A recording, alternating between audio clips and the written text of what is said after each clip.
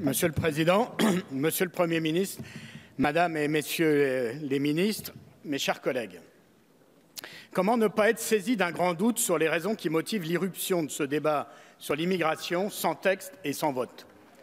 Déjà, pendant le grand débat, le Président de la République avait, sans résultat, il faut bien l'avouer, agité ce sujet sous le nez des Gilets jaunes qui voulaient, eux, parler de justice fiscale, de salaire et de services publics. Comment ne pas supposer que, sans réponse sur ces sujets au premier rang des préoccupations des Français, vous songiez alors à dégainer la martingale d'un débat sur l'immigration? C'est une tentation d'autant plus dangereuse que vous engagez ce débat dans la plus extrême confusion, mélangeant politique migratoire, droit d'asile, mais aussi ségrégation sociale et territoriale.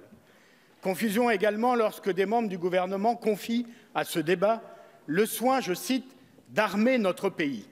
Mais contre qui faut-il s'armer? Comment ne pas comprendre que ce sont d'abord nos compatriotes issus de l'immigration, certains depuis 3, 4 ou 5 générations, qui sont la cible d'un tel discours, ceux-là même qui seraient la source de l'insécurité culturelle dont s'inquiète Emmanuel Macron. Vous prétendez regarder la réalité en face, mais en posant si mal ce débat, vous jetez sur lui un voile de brouillard. Il faut au contraire de la clarté. Cette clarté nous impose d'abord de reconnaître à quel point ce monde est fou, avec d'une part des capitaux circulant librement à la vitesse de la lumière et de l'autre le tri tatillon des êtres humains entre réfugiés politiques, migrants fuyant la misère, sinistrés des catastrophes et main-d'œuvre à exploiter. Alors de quoi parlons-nous? Ou plutôt de qui? S'il s'agit des réfugiés, n'oublions pas d'abord que c'est le Sud qui supporte les malheurs du Sud, accueille 90% des réfugiés et que la France ne brille pas par son hospitalité, occupant la 14e place des pays de l'Union européenne sur les 5 dernières années. Regardons par exemple la situation scandaleuse de la Porte de la Chapelle, là où je vis, là où est ma circonscription. L'État laisse à la seule responsabilité des ONG et des citoyens bénévoles le sort de 3000 êtres humains stockés, il n'y a pas d'autre mot, aux confins de Saint-Denis et d'Aubervilliers. C'est une situation absolument inhumaine pour les réfugiés, insupportable pour les riverains. Vous pouvez décider sans délai de leur hébergement et d'un accueil digne. Et si les mots du président sont sincères, vous pouvez même demander aux beaux quartiers d'y contribuer. Mais peut-être est-ce des sans-papiers dont vous voulez parler? Ils vivent, travaillent et sont contribuables ici en France.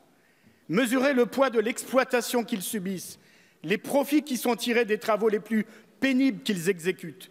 Et comprenez qu'en leur donnant des papiers, c'est à tous les travailleurs de ce pays que vous accorderez des droits et ainsi vous agirez efficacement contre l'économie noire du travail et l'économie noire du logement. Alors soyez courageux et réalistes.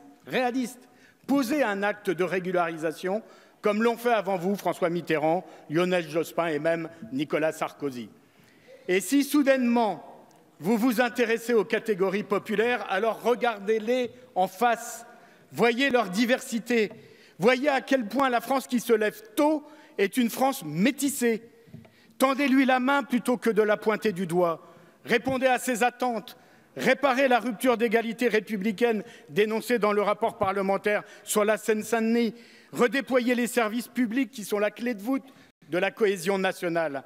Il n'y a pas, je le pense, d'abord des territoires perdus de la République. Comprenez qu'il y a d'abord des territoires que la République abandonne. Quelle contradiction! C'est souvent là où il y a le plus d'attentes et d'espoir pour notre République que celle-ci tourne le plus le dos à sa promesse. Sur ces sujets comme sur tant d'autres, il faut moins de discours effrayés et plus d'actes d'espoir, mes chers collègues.